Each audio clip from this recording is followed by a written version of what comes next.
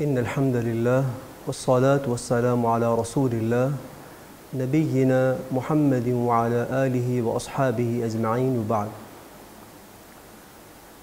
محترم ناظرین، اللہ سبحانہ و تعالیٰ کے ہم پہ بہت انعامات اور احسانات ہیں، لیکن اللہ نے کبھی کسی نعمت کے بارے میں جتلایا نہیں ہے۔ اللہ اپنے انعام کرنے کے بعد عام طور پہ وَلَعَلَّكُمْ تَشْكُرُونَ شکر ادا کرنے کی تلقین کرتے ہیں، لیکن کسی جگہ پہ اللہ نے ان انعامات کو بندوں پہ جتلایا نہیں ہے۔ لیکن معزز ناظرین، اللہ کا ایک انعام اور ایک احسان ایسا ہے جسے اللہ سبحانہ و تعالیٰ نے ذکر کرنے کے بعد اسے اپنے بندوں پہ جتلایا ہے۔ وہ انعام محسن انسانیت جناب محمد رسول اللہ صلی اللہ علیہ وسلم کی بعثت مبارکہ ہے۔ اللہ فرماتے ہیں لَقَدْ مَنَّ اللَّهُ عَلَى الْمُؤْمِنِينَ إِذْ بَعَثَ فِيهِمْ رَسُولًا مِّنْ أَنفُسِهِمْ يَتْلُو عَلَيْهِمْ آيَاتِهِ وَيُزَكِّيهِمْ وَيُعَلِّمُهُمُ الْكِتَابَ وَالْحِكْمَةَ وَإِنْ كَانُوا مِنْ قَبْلُ لَفِي ضَلَالٍ مُبِينٍ کہ اللہ نے لوگوں پہ احسان کیا۔ اذ بعث فیہم، احسان کیا ہے کہ بنی نوع انسان میں اللہ نے آخری نبی جناب محمد رسول اللہ صلی اللہ علیہ وسلم کو مبعوث فرمایا۔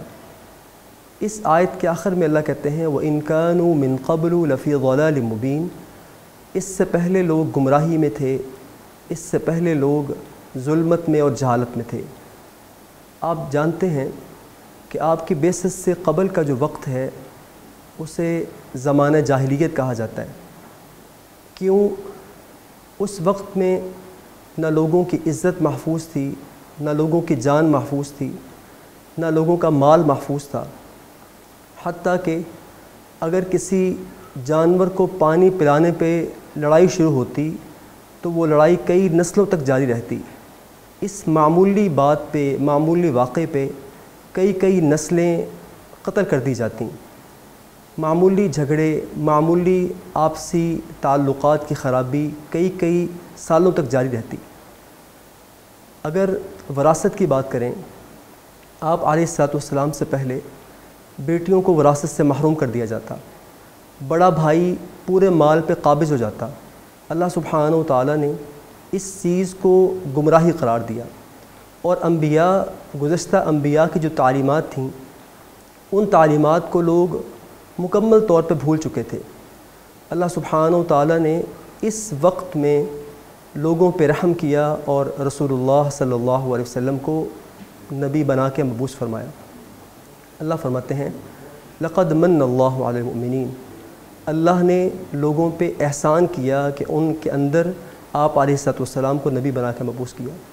معزز ناظرین، اگر ہم آپ علیہ السلام کی بعثت کے بعد کے حالات دیکھیں، وہ لوگ جو راہوں کے راہزن تھے وہ راہوں کے محافظ بنے، وہ لوگ جو مال کو ضبط کر لیتے تھے مال کو بانٹنے والے بنے، وہ معاشرہ جو بیٹیوں کو زندہ درگور کر دیتا تھا وہ معاشرہ بیٹیوں کو رحمت سمجھ کے ان کی پرورش کرنے لگا، وہ معاشرہ جو گیا گزرا تھا لوگوں کے لیے ایک سمبل اور ایک بہترین معاشرہ بن کے سامنے آیا۔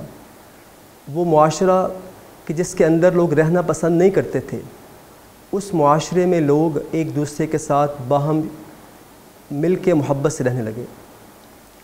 معزز ناظرین، آپ کی بعثت کے بعد ابو بکر صدیق بنے، عمر فاروق بنے، عثمان ذو النورین بنے، علی فاتح خیبر بنے، علی حیدر کرار بنے، رضوان اللہ علیہم اجمعین۔ آپ نے بعض صحابہ کو بہترین قرار دیا۔ اللہ سبحانہ و تعالیٰ نے اس معاشرے میں جو برائیاں تھیں، جو اس معاشرے میں سقم تھے، ان کو دور کر کے بہترین معاشرہ قرار دیا۔ معزز ناظرین، ہمیں بھی آپ علیہ السلام کی جو تعلیمات ہیں، آپ کی جو تربیت ہے، آپ کی جو زندگی آپ نے گزاری ہے، سنت نبوی ہے، اللہ سبحانہ و تعالی ہم سب کو بھی اسے اپنی زندگیوں میں اپنانے کی، اس کے مطابق عمل کی توفیق عطا فرمائے۔ وآخر دعوانا ان الحمد للہ رب العالمین.